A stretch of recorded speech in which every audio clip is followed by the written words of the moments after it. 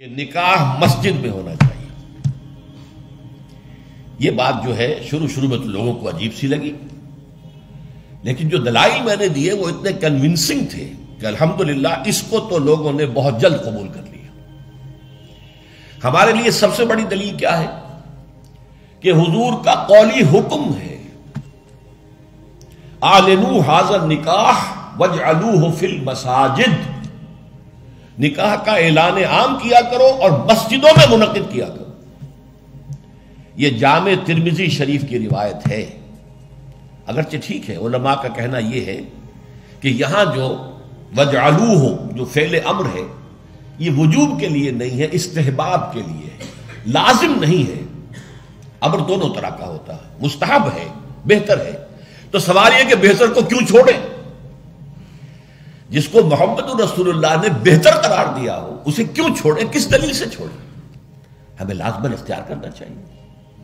پھر میں نے عرض کیا حضور کی بیٹیوں کے نکاح مسجد میں ہوئے تو ہمارے ہاں کون ہے وہ چودھری اور وہ سرمایہ دار تو جو سمجھے کہ میری بیٹی کی تو توہین ہو جائے گی اس کا نکاح مسجد میں ہو؟ اس طرح باتیں سمجھانے کے لیے ہوتی.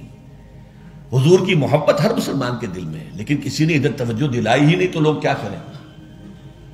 اس میں علماء کی فیلیور ہے سب سے بڑی. اور اس کی وجہ کیا ہے؟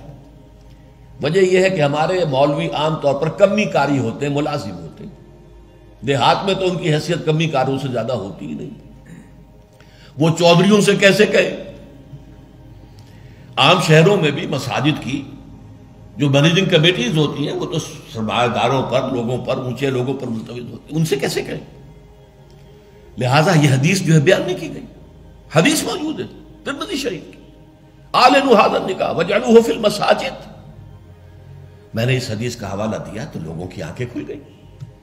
جب کہا دیکھو اگر فاطمہ الزہرا رضی اللہ تعالی عنہا کا نکاح مسجد میں ہو سکتا ہے تو کس کی بیٹی زیادہ عزت والی ہے حضرت فاطمہ الزہرا رضی اللہ تعالی.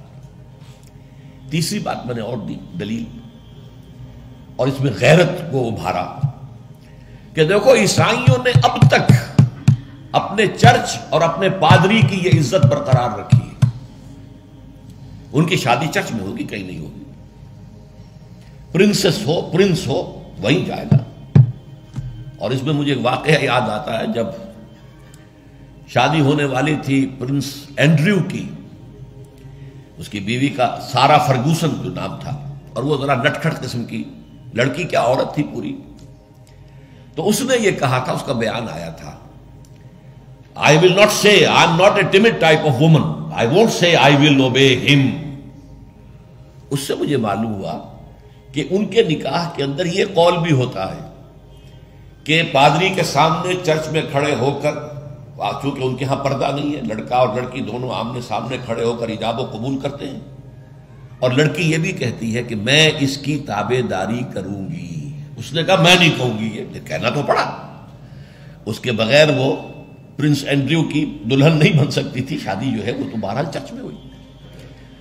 ہمارا مولوی بیچارہ بغل میں دبا کر وہ رجسٹر اور بیٹھا سوکھ رہا ہوتا ہے، بھرات تو ابھی آئی نہیں ہے، 2 گھنٹے گزر گئے، بیٹھا ہوا. یہ اس کی حیثیت ہے ملازم کی. یہ وجہ ہے.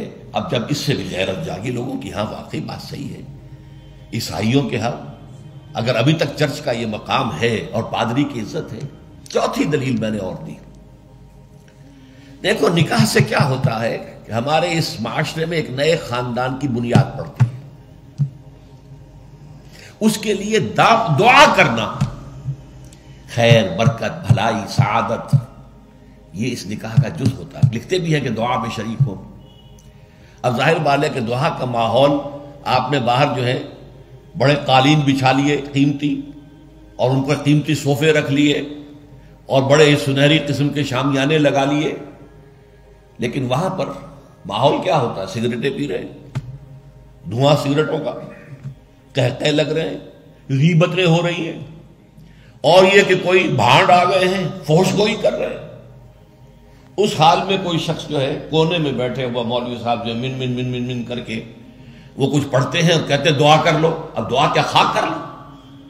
دعا کے لیے ماحول ہوتا ہے، دل کی آمادگی ہوتی ہے، ذہنی اور نفسیاتی تیاری ہوتی ہے، تب دعا ہوتی ہے.